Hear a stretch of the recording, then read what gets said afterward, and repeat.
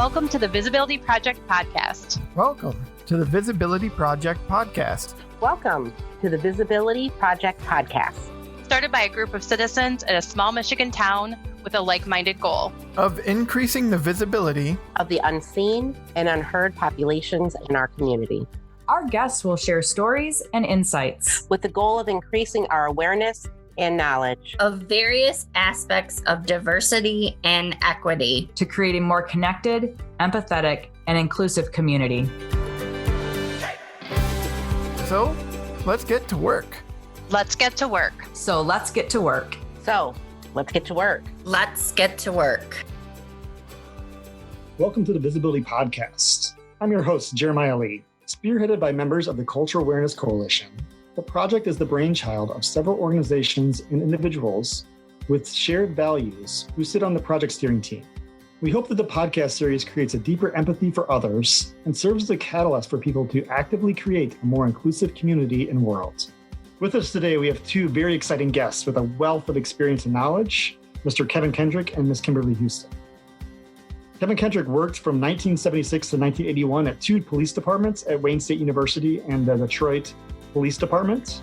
In 1981, he joined the FBI and spent the next 25 years at the FBI working virtually in every area of investigative responsibility, including 2 tours of duty at the FBI headquarters. He retired from the FBI in 2006 and accepted the position of Vice President of Global Security for Dow Corning Corporation in Midland, Michigan. While in Midland, Kevin served on several boards, including the Midland Area Community Foundation, the Legacy Center for Community Success, the Midland Noon Rotary Club, where he served as the past president, the Center Stage Theater Advisory Board, and the Midland County Historical Site. He's a strong advocate for diversity, equity, and inclusion, and was a strong force on the Cultural Awareness Coalition, which is hosting the Visibility Project.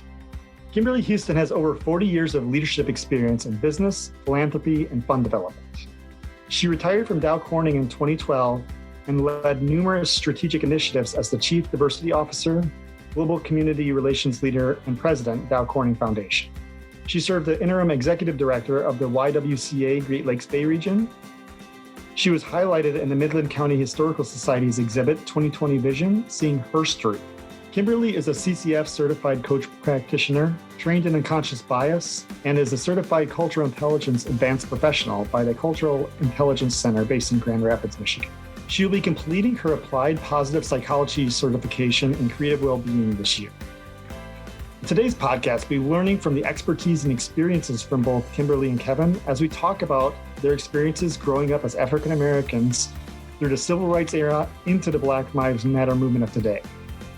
Kevin will be sharing some of the experiences in law enforcement, particularly their relation to African American experiences. Kimberly has a wealth of knowledge on the topic of unconscious bias and will help us learn more about taking a look inside ourselves to strive to do more and to be better in our community. Welcome, Kevin and Kimberly. I'm so excited to have you both as our first guests for the Visibility Project podcast series. Today, we're going to jump in, and I have a number of questions for you today. But really, generally speaking, I want to ask you a lot of questions about your knowledge first, like you to share your knowledge. And then a number of questions going to be about you sharing your experiences. And then lastly, I'm going to have you guys just tell us as listeners, what are some things that we should know, or what should we do now? What's some action items for us to do? But with that being said, I'm going to jump right into you asking you guys to share your wealth of knowledge. Kimberly, I guess, could you start? I'm going to ask you, given the long history of injustices against African American people in the United States, why do you think that the Black Lives Matter movement has such momentum at this moment in time? Why now? Thank you so much for having us here. I think about 2020 and January, I think about turning toward 2020 and all the expectations that everybody had and how 2020 has been so different than what we expected. And I think this is a time of, I'm a spiritual person, so I see it as a time of spiritual sort of renewal and some peace and a call to action for us to recognize our global humanity. So that's sort of Kimberly's answer. That's Kimberly's answer. If I look at it from what I see, I see that for me, our society is a bit out of balance. We've tipped too far in different directions, if you will. This is not a political discussion, but I think we have gotten to a place with political and governmental leadership that feels divisive to me and out of balance. It lacks courage, people not working together, and we're not representing our espoused values. So I don't know if other people were feeling that, but I was. And then I think we've got, in some respects, the tragic death of George Floyd and the advent of social media colliding. So live streaming every moment of our lives. And what we saw in that moment was a death occur right in front of us for so many of us. And I think that each of us recognizing diversity, it resonated differently. I heard one of my friends say, Kimberly, when George Floyd called for his mother, he was calling for me. Wow. And it also speaks to just watching how policing works. So we kind of got up close and personal to just the whole tragedy and the whole process in a moment. It was crystallized. And we've been in quarantine, with COVID-19. So our engagement, our lack thereof, well-being, mental health is a little bit off balance also. And I do believe I'm of a certain generation that younger people have experienced a different life and a different trauma than my generation, which means that now they're more connected. They don't understand the differences maybe that we see, feel, and believe. They're more global and they're more passionate and courageous. So that's why I think just we're at a moment in time in history. Wow. Really impactful. Kevin, do you want to add anything onto that? Why do you think now is when this momentum is really gaining movement right now? And again, I echo Kim in saying thank you for giving us the opportunity to be your first guest on this podcast. Really looking forward to the discussion. I agree with all of what Kim said. I looked at this and I've asked myself that question as well. Why is BLM taking off in the way that it is? And I do think that what we're seeing is largely a realization of all of these disparate incidents involving police actions that people have not been able to connect over the years.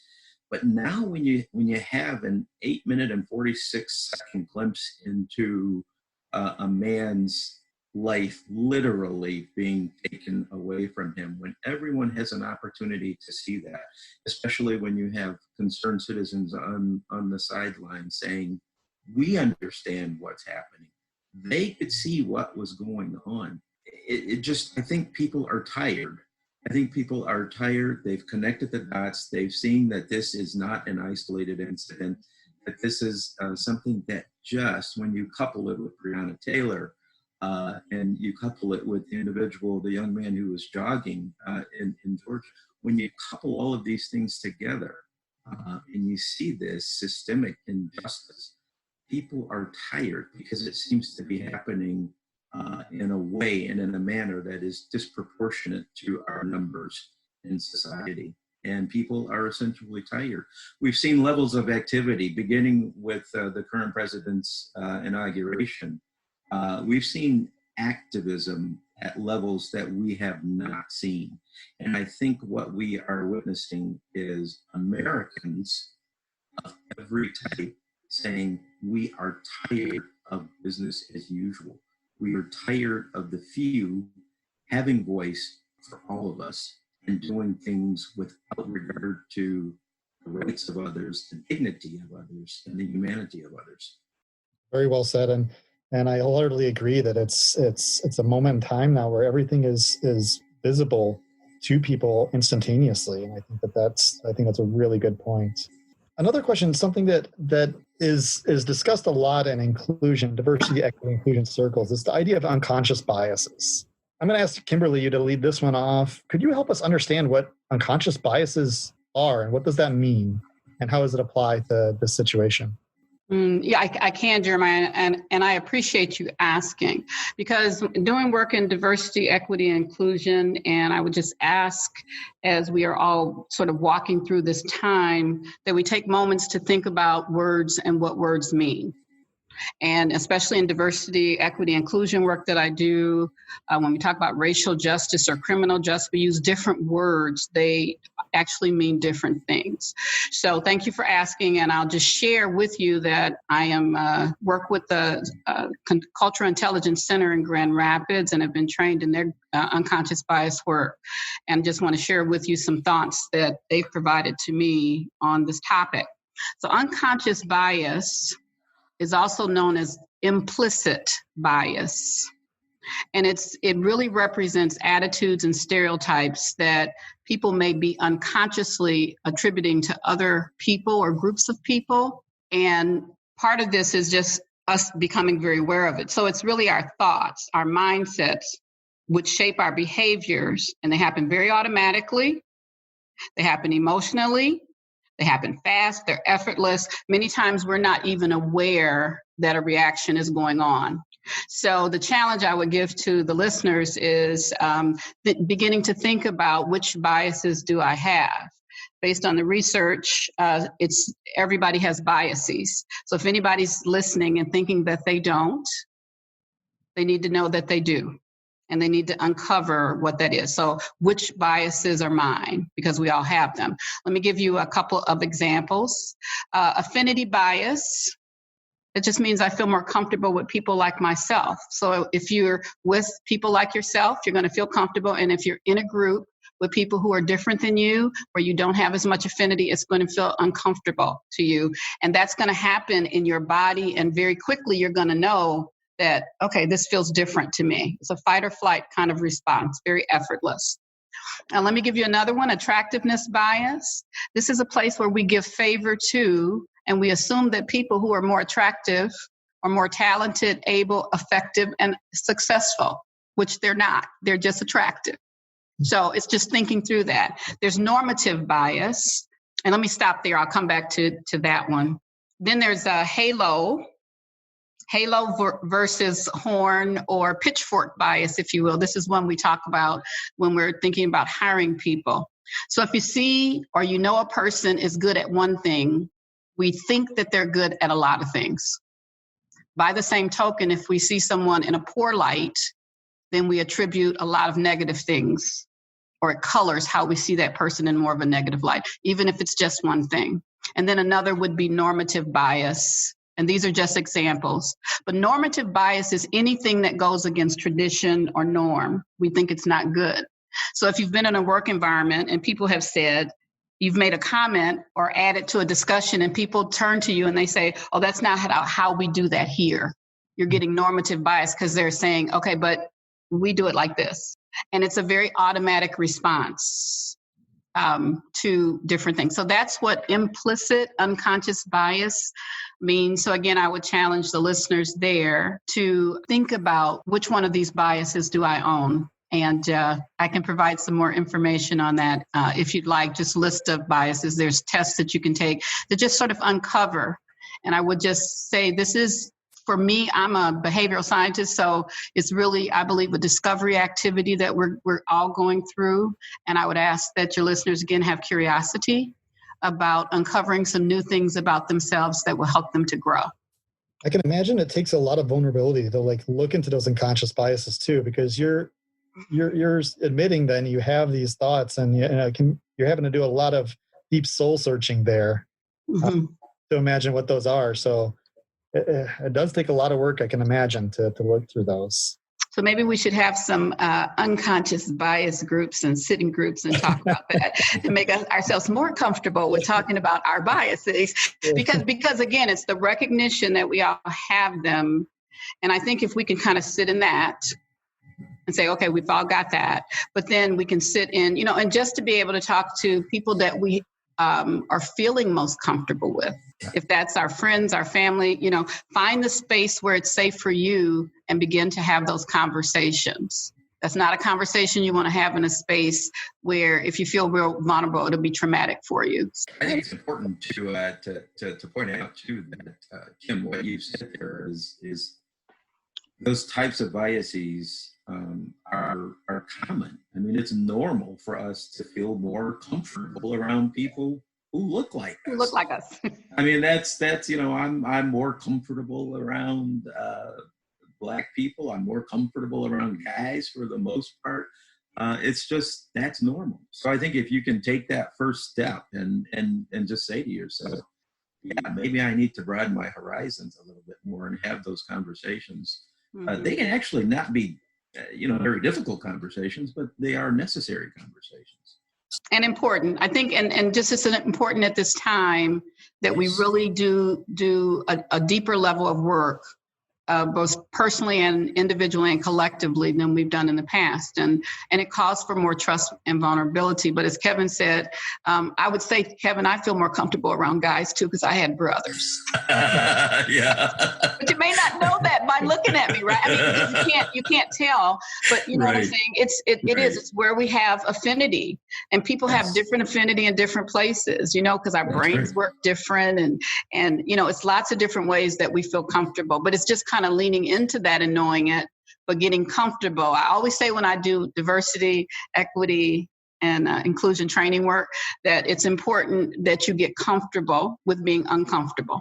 Also, CNN did a really good show, I think it was Monday of this week, on unconscious bias, and it was very well done. Frederica Woodfill hosted it. If you haven't seen it, I would heartily encourage you to take a look at that. To your listeners, Jeremiah, because it was very well done. It talked about not just civil rights, but silver rights. Those are the rights to the boardroom, the rights to access to higher opportunities in some of our places of business, and why so many front offices and so many executive suites are not very diverse. But it was, I think, a very well done challenge to businesses to take a harder look at how inclusive you are and how your organizations look. That's great. I had another question. It's kind of in a similar vein. We hear so many people say that, like, I don't say racist things. I don't have those thoughts. I'm not racist. But there's a lot of talk now. It's not just enough to be not racist, but the anti-racism is key.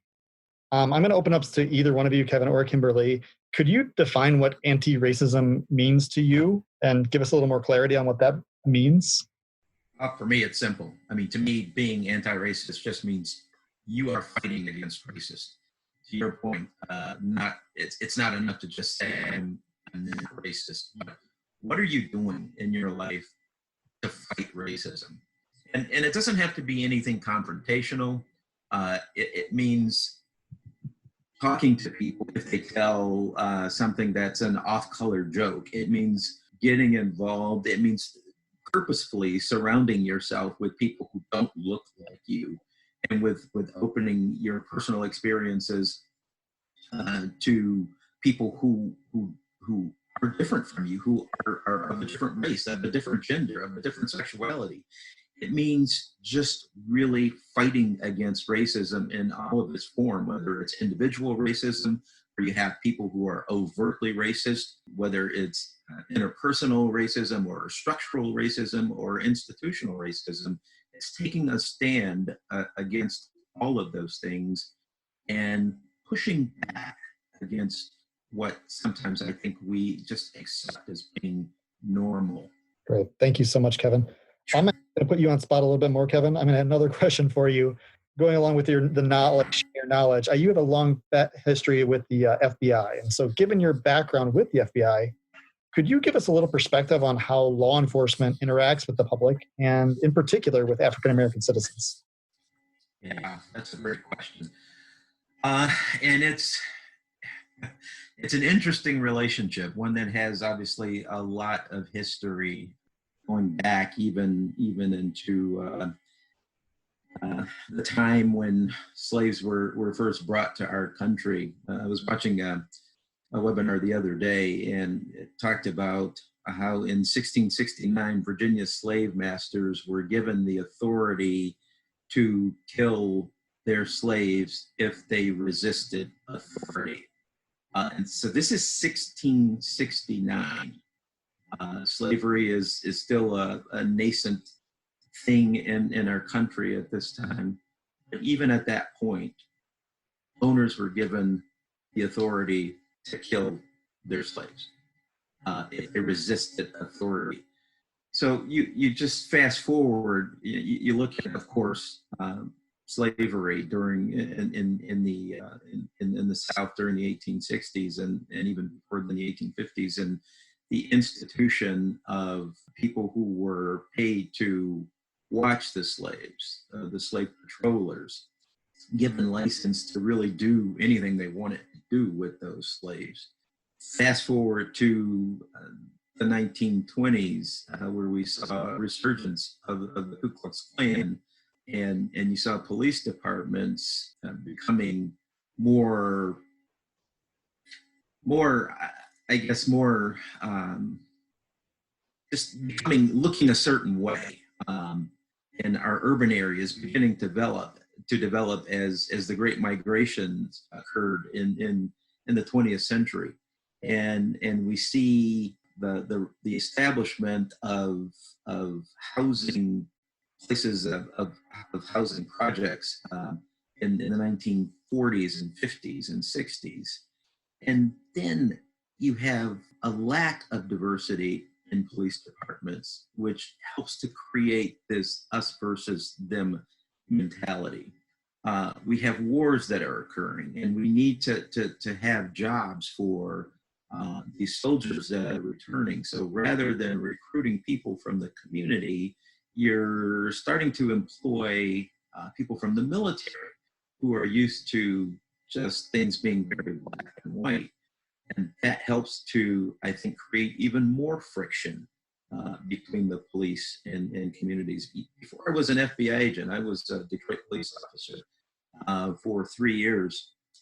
And it was interesting. When I joined the Detroit Police Department, there was a requirement that police officers had to live in the city of Detroit.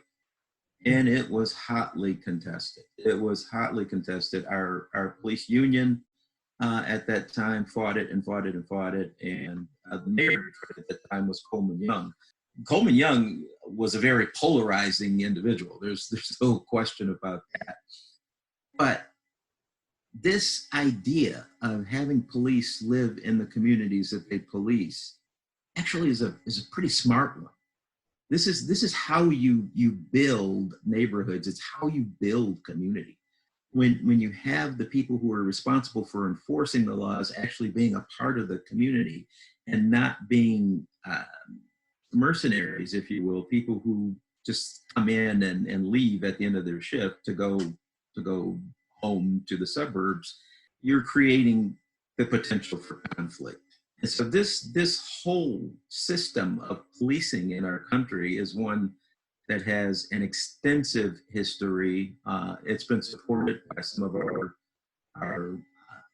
societal institutions, housing projects, employment for military, the expectation that officers don't have to live in the communities that they police. It's a recipe for friction, and especially not recruiting from the communities that they are policing in.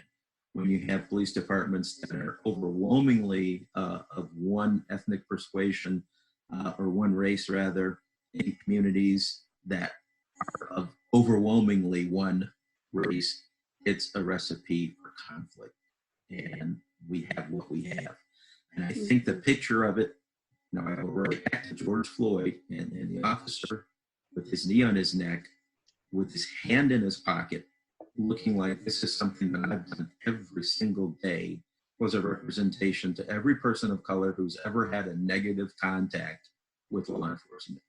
And I can count myself as being a part of that group. I've had negative contacts with law enforcement as a law enforcement officer. I'm not a history person, but I am a data person, so as I just think about and prepare myself for things, I try to kind of connect the dots because that's the way my brain works. So just wanted to say, to your question about law enforcement interactions, I speak like Kevin does, that if you think back to slavery, and once the slaves were emancipated, there were still laws like vagrancy laws and mischief laws and things that cause slaves former slaves to move back into sort of a criminal or a system where someone had power over them. We've had lynching, so you're always looking at where's the power structure.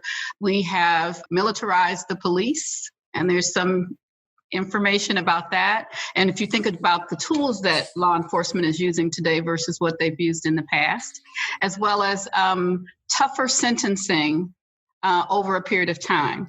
So in 2010, I was a community college trustee, and I go to a national meeting, and we're talking about men and boys, or especially boys of color, and trying to get them into the education system. And they showed a slide, and it said in 1980, there were 100,000 Black men in jail, and there were 500,000 in college. And then it's flipped and it said in 2010, 30 years later, the numbers are the exact opposite. You have 500,000 Black men in jail, and you have 100,000 in college. So it would cause me to ask why. So again, I would ask your listeners to think through, because there's some things that happen in sentencing and in how the police was armed in a period of time, and our sort of take on drugs and who was actually put in jail, that causes us to be at a point where we are today too, and also causes that friction and that lack of trust that, Kevin talked about in our communities. And Kim made a great point about the enactment of laws. If you look at the 13th Amendment to the Constitution that prohibited slavery, it said neither slavery nor involuntary servitude, except as a punishment for crime whereof the party shall have been duly convicted, shall exist within the United States or any place subject to their jurisdiction. And that's an important part of that, because even after the passage of the 13th Amendment, that's when post-Reconstruction you saw these laws about vagrancy and about debt and about things. That's when they really started to crop up, and why we saw sharecropping become the slave-like institution it became, because so many people, you look at some of those pictures from the 1800s, the late 1800s and the early 1900s of the people that are paying their debt to society, if you will, by working on farms. So many of them are teenagers. They're children, and there was a reason for that. These are systemic issues, as you mentioned, about housing, and it's developed over time. And I mean, kind of moving into talking about your experiences, but a little more knowledge as well. But so what have your experiences been like growing up in this country and realizing that there are real issues of systemic racism embedded in our society? So, and I guess how do these impact the African American community at large, and then how have they impacted you directly? How have experiences growing up in this country helped me to realize the systemic racism, and how has it impacted me? So I would just say that I lived civil rights as a child. I saw it through a child's eyes. I clearly began to understand as a child. I was born in 1958. Martin Luther King died in 1968. I clearly began to see, as I watched the civil rights movement play out, that Black people were different. There were some things that were not equal. And I think it has shaped my role, my voice, and my commitment to this work. I had access to college as a result of that. I went to college in 1976. I attended a historically Black college in HBCU, that was Fisk University in Nashville, Tennessee. It was a wonderful experience for me to be there. And I was a child who grew up in St. Louis, Missouri. It's a very divisive, racist place. And when I was in the 5th grade, my family moved to a suburban community because of desegregation. And I went to school with Jewish kids. So I lived my sort of formative years with someone who had similar trauma, oppression, abuse in there. So it helped me to understand a little bit more broadly as a young person I looked at the world a little bit different because of my experience and then what I had learned about someone else's experience up close of people who were my friends. And then, as I said, I went to a historically Black college, Fisk University in Nashville, Tennessee. And I think coming out of college, I benefited as a professional entering the workforce when I came to Midland 40 years ago. So, so I saw it as a child. I think it made me committed as an adult, but I think I also had some positive benefit from that because of the time frame that I came into the workforce and got my degree and what companies were looking for at that time and how they were promoting and advancing people. Great. Kevin, do you have thoughts on this as well? Yes, absolutely. I will tell you that I had an early start to understanding how racism could impact me personally. And it actually started on the day I was born. I was born in 1956. And a little bit later on, when I was able to read and everything and saw my birth certificate, I saw that I was born in a place, Kerwood General Hospital in Detroit. And I had never heard of this place. So I was later able to determine that Kerwood General Hospital was actually where Black kids in the neighborhood that I lived in, Black parents, took their children to be born, because even in Detroit, Michigan in 1956, we could not go to white hospitals and mothers could not have their children born in. People are amazed when they hear that. And I am living testament to the fact that actually did happen.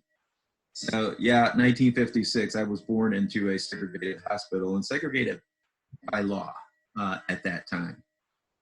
It would be 1963, because we grew up on the east side of Detroit. I grew up on the east side of Detroit. All of my friends were Black. I didn't know what the difference was. I went to a pretty much all Black school. There were a couple of white kids there, but we didn't treat them any differently. We would, however, go home to Columbus, Georgia, which is where my mom and dad were from. And when I was 7 years old, I accompanied them, as I always did, on the trip back to Columbus. And I will never forget walking into a bank there at the age of 7, standing in line with my grandmother, and having a teller who happened to be white wink at me. We were standing in line of 3 or 4 people back from the counter, and I winked back. I mean, I was a 7-year-old boy. My grandmother pulled me out of the line, took me outside, and she slapped me and said, "Don't you ever wink at a white woman again." That was my first real experience with a difference in the races, and it was one that was physically painful. But I got to go home in a few days. My grandmother had to live there, and this was not that long after Emmett Till, of course. And I was just not aware of the depth of the hatred and the racial animosity at that point. So that was a real wake-up call for me. And then, of course, growing up, even becoming a law enforcement officer and thinking that somehow that's going to make you different, and then having the experience of being pulled over in Livonia by a white police officer because I was driving. I was an FBI agent at the time, and I got pulled over by a Livonia officer who asked for my license and registration. And I said, "Why are you pulling me over?" And he again repeated, "I need to see your license and registration." And I said, "Well, I'll tell you. It's in my gym bag here on the front seat of my car, along with my gun and my FBI credentials. Which one would you like to see first?" And he walked away from the car and said, "Have a good day." He never asked for anything else. And that's when I knew I had been profiled. Even as a new FBI agent, when I first arrived in the Detroit office, I was asked if I wanted to go to Lansing to get my fraudulent, my alias identification. And I wondered, why would I ever have to do that? But there was an expectation that as a Black agent, I was going to be going into some of these clinics and buying drugs from doctors and making drug buys as an African American, because we were all typecast at that time, and I was being typecast as a brand new agent. So yeah, it does impact your life from the day you're born. You have these experiences later on in life that constantly remind you that you are being treated in a different fashion. So it has an impact on you. For me, I just wanted to say that just because of my makeup, I'm probably a person who's a lot more self-aware. So this is getting back to, maybe a value set. And I think each of us has a value set. So again, challenging ourselves to become more self-aware. But I found that, my values were honesty and fairness, which lines up with social justice. And I also am very courageous. So I say things, and I'm a leadership person, and I just love learning. So I'm one of those people who's always asking questions and very open. I want to say that, being a person of color, being a woman of color, and I think Kevin would agree with this, that life gives you a struggle. But I also want to say I love being a Black woman.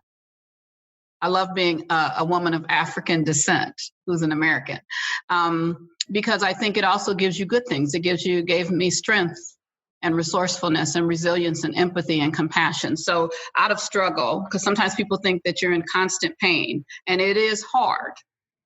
But by the same token, it's just like the lesson that Kevin learned from his grandmother. There's a moment where her goal was to keep him safe as a Black man, as a Black boy. Right. And so, but it also teaches us, like, there's some difference here, but we've been very successful through that. My life work as in diversity, equity, inclusion, and as a diversity officer and EEO officer, and serving the community and serving the underserved. So, I'm just giving you sort of a different perspective on it. And just wanting to be an advocate and a fighter for those, because that's what I saw when I was a child.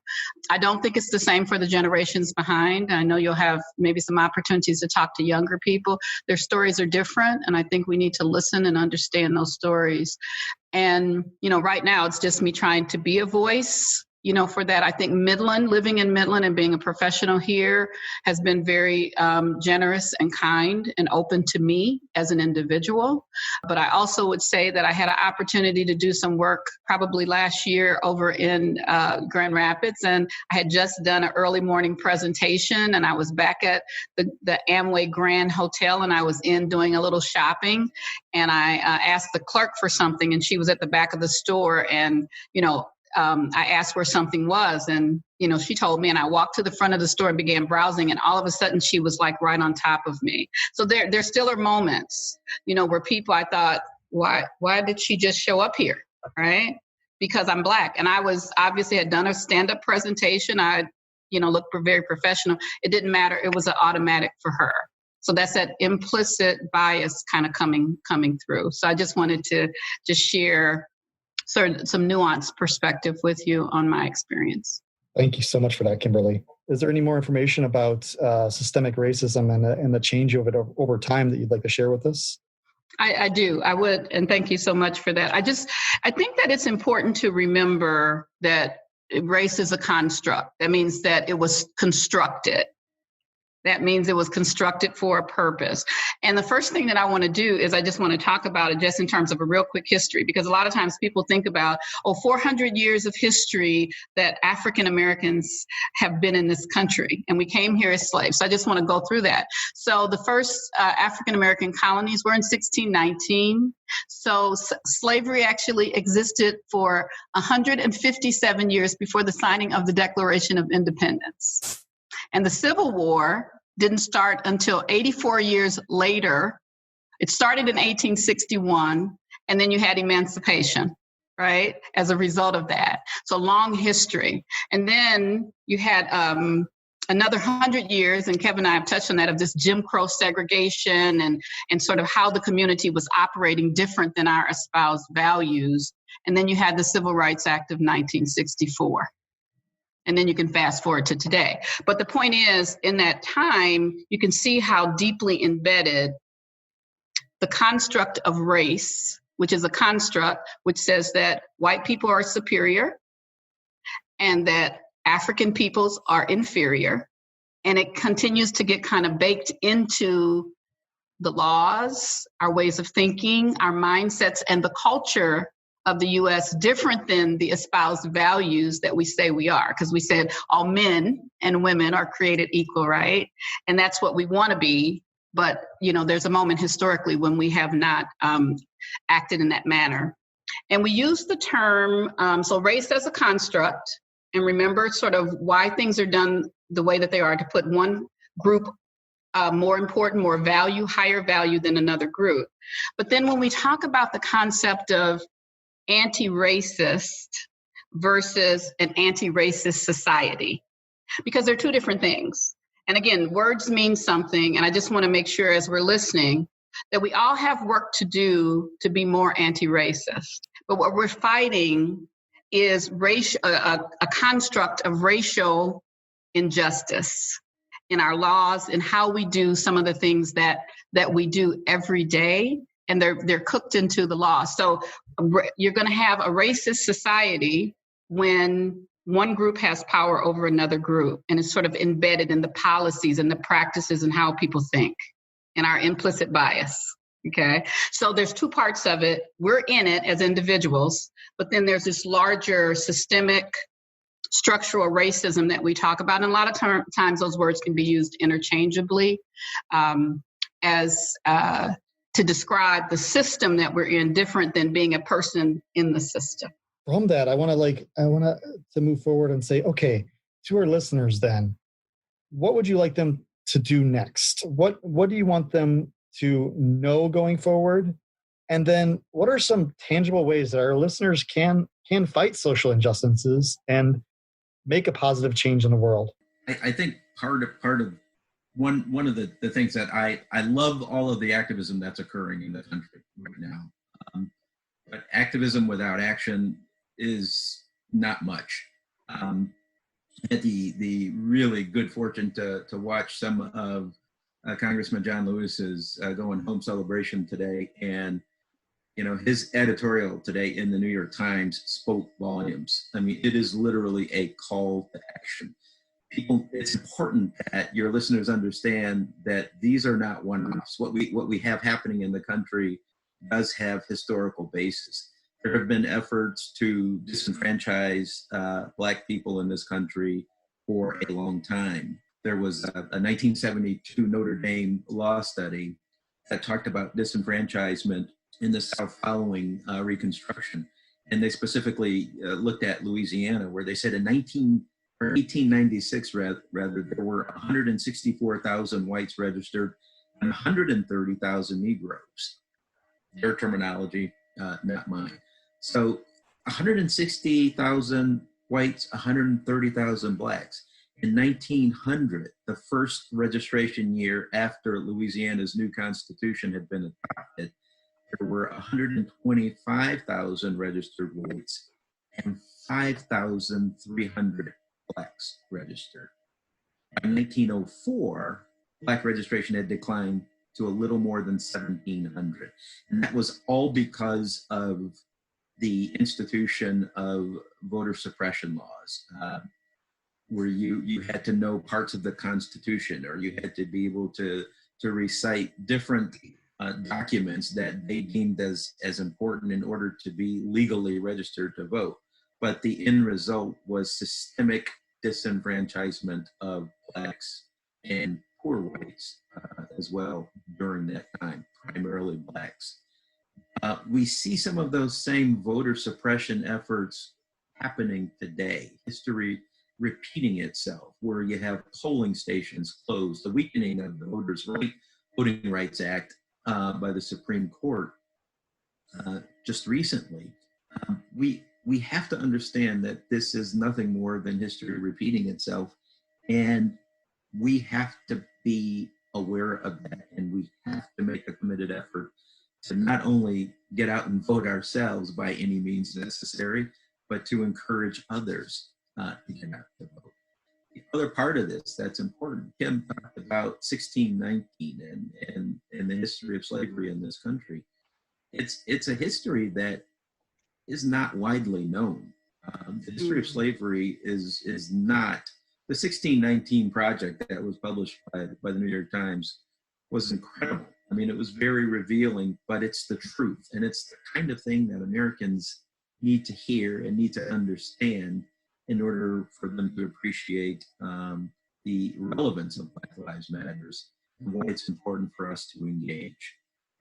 Until we understand the full history of slavery in this country, and until we have our educational systems reflecting that in our textbooks, we are consigning our future generations to the same history that is inaccurate at best, and in some cases, it's actually wrong, especially when they're glorifying some of the Confederate heroes, if you will, from the Civil War.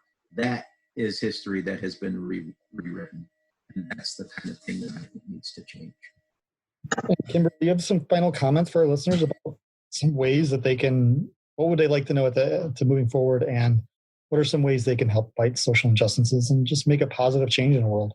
I appreciate Kevin mentioning history, because I had a social studies teacher who talks about Black history, African American history, as being one of omission and commission, meaning that we've been omitted from history and we've been left out. And history has been changed because it reflects the construct of race. So I'm going to go back to race as a construct. So you're telling stories that fit into the pathway of a certain picture of superiority and inferiority. And so I would say, one of the things, as Kevin said, do your homework in terms of really looking at not only the history of slavery, but the history of the legacy of the accomplishments of Black people in this country, because sometimes we don't know what Black people have done because that history has not been shared. I want your listeners, no matter where they are, they may be Midland, they may be under other places, to understand that every person and every place has a history and a culture and a mindset. And so while we're looking at ourselves, we should also look at our Midland community locally and ask the question, who are we, and are we who we want to be, right? In terms of who we can become. It feels sometimes very lonely with being a Black professional, a Black person, because when racism comes up, it's a very uncomfortable term. And so sometimes what we get is we get silence. And my friends have told me, I don't know what to say. I don't know how to say it. I don't want anybody to say I'm a racist, so they say nothing. And, that's the moment where, to have some compassion and recognize, if you're moving to be a person who wants to take action, as Kevin said, in this space, then part of it is leaning in, and especially with people you're close to, and being willing to listen and share, because it can be a lonely place because everybody expects us to be the voice.